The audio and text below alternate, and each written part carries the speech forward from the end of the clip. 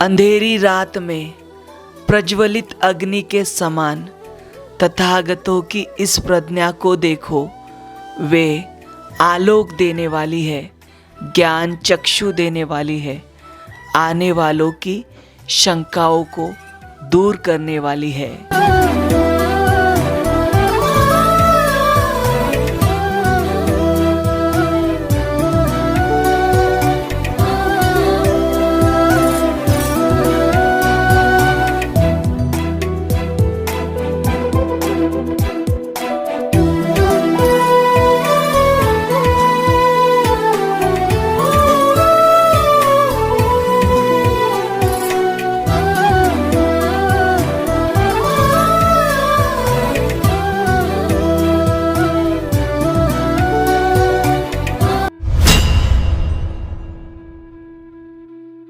सदियाँ बीत गई है लेकिन सभ्यता वहीं पर है। समय बीत गया है लेकिन रहा वहीं पर है। जय भीम, नमो बुद्धाय। स्वागत है आप सभी का आपके चहेते चैनल पर, जिसका नाम है बोधिसत्व।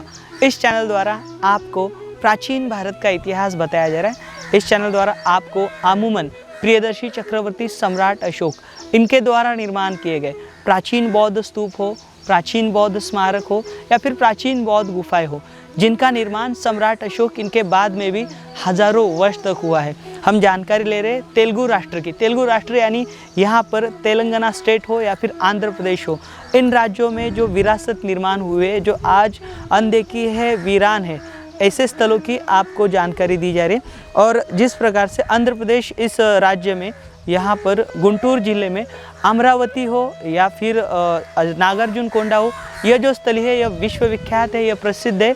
यहाँ पर हज़ारों लोग जो है या फिर जो इस स्थली के प्रति मतलब आस्था रखते, भाव रखते या फिर इन स्थलों का वो अभ्यास करते, ऐसे लोग यहाँ पर प्रति वर्ष हज़ारों की संख्या में, लाखों की संख्या में आते हैं। लेकिन इसके अलावा यहाँ पर गुंटूर ज़िले के बगल में प्रकाशम नाम का ज़िला है। इस प्रकाशम नाम के ज़िले में भी बहुत सारे जो अवशेष है या फिर बहुत सारे जो स्तूप है, अपना जो इतिहास है या फिर यह जो स्थली है यहाँ की महत्वपूर्ण है, ये आज अनदेखी है।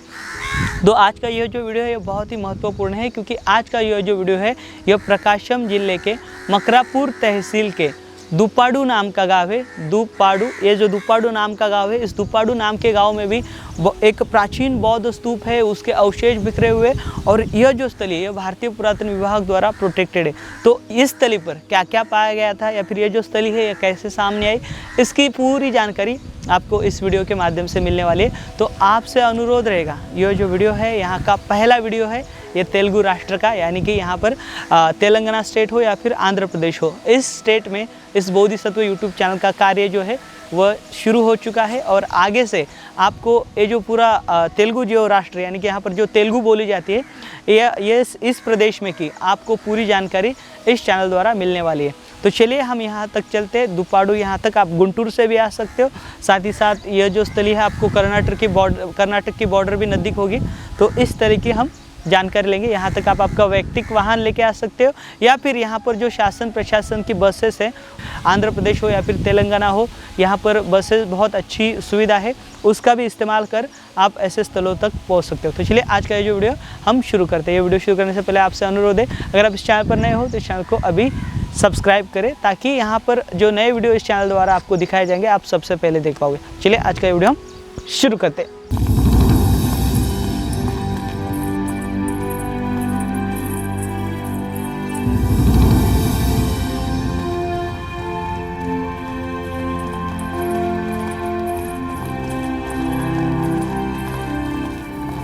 दक्षिण में बौद्ध धम्म ने तथागत भगवान बुद्ध के समय पर ही प्रवेश कर लिया था, क्योंकि उस समय कौशल के सावस्ती छोड़ गोदावरी के तट पर एक दूरस्थ स्थान पर बावरी नामक ऋषि सेनानिवृत्त हुए थे।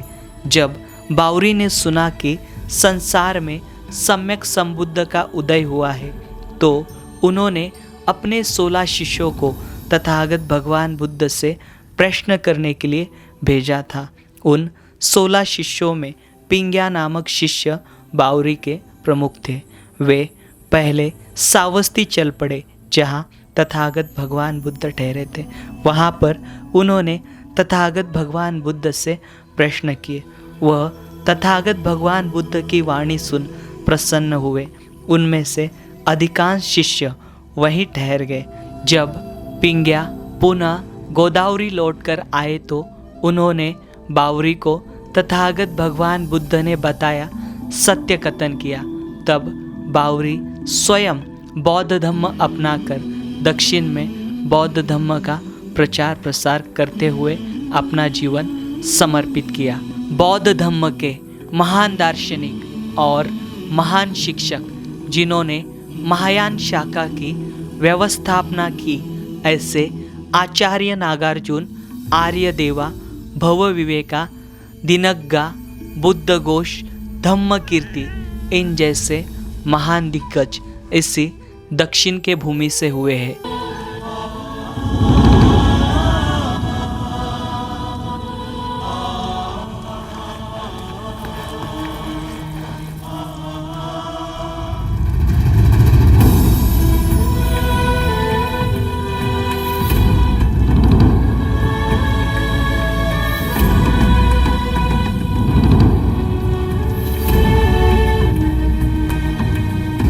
हम आए हुए हैं नागार्जुन सागर। यहाँ से 120 किलोमीटर की यात्रा कर प्रकाशम जिले के मार्कापुर तहसील में यहाँ पर दुपड़ू नाम का जो गांव है, यहाँ पर आप मेरे पीछे हाईवे देख सकते हो। ये जो हाईवे है कर्नूल से आया है, आगे विनुगोंडा तक जाता है। तो ये जो रूट है यहाँ से कच्चा रास्ता गया है और इसी कच्चे रास्ते से हमें लगभग 500 मीटर जाना है। राइट साइड में यहाँ पर एक कैनल है जो कि नागार्जुन सागर का है और यहाँ पर कच्चा रास्ता है पूरा। तो इसी कच्चे रास्ते से हम आगे बढ़ रहे हैं। पर गांव वाले लोग जो है इस बौद्ध स्थली को, या फिर यहाँ पर जो स्तूपा है, जो माउंट है, इस माउंट को द्वीप गड्ढा करके यहाँ के लोग इस नाम से जानते थे। देखिए आप यहाँ से कैनल का पानी, बहुत बड़ा कैनल है, ये देखिए यहाँ से आप देख सकते हो। और हम बारिश में आए हुए हैं। बारिश में आने के कारण यहाँ पर आप देख सकते हो, यहाँ पर पूरा कीचड़ है, तो यहाँ पर फिसल सकते हैं। लेकिन हम ऐसे जगह पर जाने का एक्सपीरियंस है, क्योंकि ये जो बोधिसत्व यूट्यूब चैनल है, यहाँ पर हर मौसम में आपको यहाँ के जो स्थली है, ये जो बौद्ध स्थली है, चाहे धूप हो, चाहे बारिश हो, चाहे ठंडी हो, हर एक मौसम में आपको ये स्थल दिखा रहा है और पूरे भारत भर में के दिखा रहा है। जैसे कि यह स्थली, इस स्थली पर अमूमन लोग आते नहीं, या फिर लोग जो है ऐसे स्थलों पर आना पसंद नहीं करते। ऐसे स्थलों पर हम आपको लेके जाने का प्रयास करते हैं।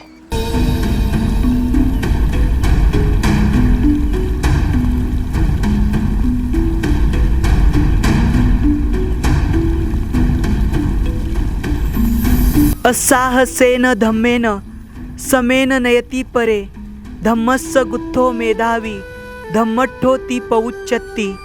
जो व्यक्ति धीरज के साथ धम्म पूर्वक निष्पक्ष होकर दूसरों का मार्गदर्शन करता है, वह धम्म रक्षक मेधावी धम्मिष्ठ कहा जाता है।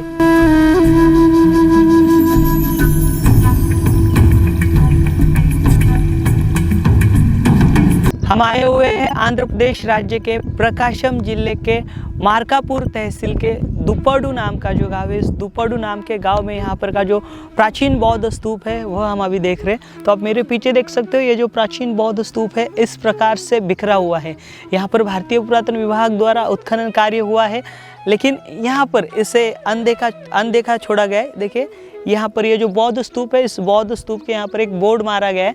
यह भारतीय पुरातन विभाग द्वारा लगाया गया बोर्ड है और इसमें अमूमन देखिए इंग्लिश और साथ ही तेलुगु और साथ ही उर्दू, ये जो भाषाएं जो है इनमें यहाँ पर इसकी जो जानकारी है वह दी गई है। यहाँ पर देखिए, और ये जो स्मारक है, या फिर यहाँ पर हम जब ऐसे स्मारकों को यहाँ पर खोज रहे हैं, मतलब आंध्र प्रदेश राज्य में, तो थोड़ी बहुत दिक्कत हमें आती है, क्योंकि यहाँ पर जो नाम है हमें किसी भी प्रकार से यहाँ पर देवनागरी लिपि का इस्तेमाल नहीं किया गया, या फिर हमारी जो राष्ट्रभाषा है हिंदी, उसका इस्तेमाल नहीं किया गया है। यहाँ पर जो पूरा इंग्लिश में कुछ वर्ड दिखते हैं या फिर यहाँ पर ये जो यहाँ की जो लैंग्वेज है, यहाँ की मतलब तेलुगु जो लैंग्वेज है, मतलब आंध्रा हुए या फिर तेलंगाना हुए, यहाँ पर आने में थोड़ी सी हमें दिक्कत होती है या फिर यहाँ पर लोकल लोगों से हमें पूछना पड़ता है ऐसे स्थलों के बारे में, क्योंकि नाम प्रोनाउंस करने में थोड़े से डिफ़िकल्ट है या फिर बड़े बड़े है या फिर थोड़ा सा दिक्कत वाला काम है, लेकिन चलो एडजस्ट होता है क्योंकि हमारा ये जो काम है बोधिसत्व का पूरे देश भर में जारी है। तो यहाँ पर देख सकते हो ये स्मारक, और इस स्मारक की जो ईंटें है इस प्रकार से यहाँ पर बिखरे हुए हैं। यहाँ पर देखिए स्लैब आप देख सकते हो, स्लैब देखिए आप, ये यहाँ पर जो स्कल्पचर पैनल हुआ करते थे उस स्कल्पचर पैनल के यहाँ पर ये स्लैब है, यानी कि यहाँ पर जो शिल्पकला हुआ करती थी बहुत बड़े पैमाने में। यहाँ पर आप मतलब आंध्र प्रदेश में सबसे फेमस जो बौद्ध स्तूप है, एक अमरावती का बौद्ध स्तूप हुआ, और साथ ही साथ यहाँ अर्जुनकोंडा जो साइट है ये भी विश्व प्रसिद्ध ऐसी साइट है क्योंकि यहाँ पर बड़े पैमाने में स्तूप हो, स्मारक हो, उनके अवशेष पाए गए थे। और साथ ही साथ आचार्य नागार्जुन जी, इनका जो वास्तव्य यहाँ पर होने के कारण ऐसे स्थलों पर बड़े पैमाने में यहाँ पर स्तूपों, स्मारकों और विहारों का निर्माण उस समय पर हुआ है। इस कारण यहाँ पर, और यह जो रूट है यह मतलब यहाँ पर जिस प्रकार से पूरे देश भर में सिल्क रूट फैला हुआ है, ठीक उसी प्रकार से यहाँ पर आंध्र प्रदेश हो या फिर तेलंगाना हो, यहाँ पर भी बहुत से प्राचीन मार्ग फैले हुए हैं और इन्हीं प्राचीन व्यापारी मार्गों पर इस प्रकार के जो स्तूप है उनका निर्माण हुआ है। यहाँ पर देखिए, यहाँ से मतलब आंध्रा से अगर हम आगे जाएंगे, आगे जाने के बाद हमें ये जो आंध्रा का जो सीधा संबंध जो है श्रीलंका से हुआ करता था, सिंहल देश से हुआ करता था, और साथ साथ रोमन हो, रसिया हो, ग्रीक हो या फिर अन्य देश हो, उनसे भी यहाँ पर सीधा जो संबंध है इस तेलुगु जो देश है, तेलुगु जो राष्ट्र है, यानी कि आंध्र प्रदेश हुए, तेलंगाना हुए, उनका हुआ करता था। और यहाँ से कलिंग के लिए रूट जाता है, आप यहाँ से कर्नाटक से आ सकते हो, महाराष्ट्र से आ सकते हो, या फिर जो अभी रिसेंटली जो तेलंगाना स्टेट हुआ है वहाँ से पूरा जो स्थल है इसको आप देख सकते हो। यहाँ पर देखिए ये ईंटें देखिए, इसका सर्कल देखिए कितना बड़ा हुआ करता था स्तूप का। और यहाँ पर देखिए यहाँ पर खेती हुए, नीचे खेती होने के कारण ये जो स्तूप है, इस स्तूप को काफ़ी नुकसान पहुँचा है। और यहाँ पर जो उत्खनन कार्य हुआ है जिस प्रकार से, तो उससे भी यहाँ पर देखिए मतलब प्रॉपर सा ढह गया स्तूप, और इसका जो मूल स्ट्रक्चर है वह कहीं तो हमें पूरा डैमेज हुआ दिखाई देता है, फिर कहीं तो ये पूरा नष्ट हुआ हमें दिखाई देता है। यहाँ पर जिस प्रकार से मैंने कहा आपको, यहाँ के जो स्थानिक लोग हैं इस स्तूप को द्वीपगड्ढा नाम से पुकारते हैं या फिर द्वीपगड्ढा कहते हैं। यहाँ पर से कुछ अवशेष पाए गए, उसका रिपोर्ट हमारे सामने हमने खोजा।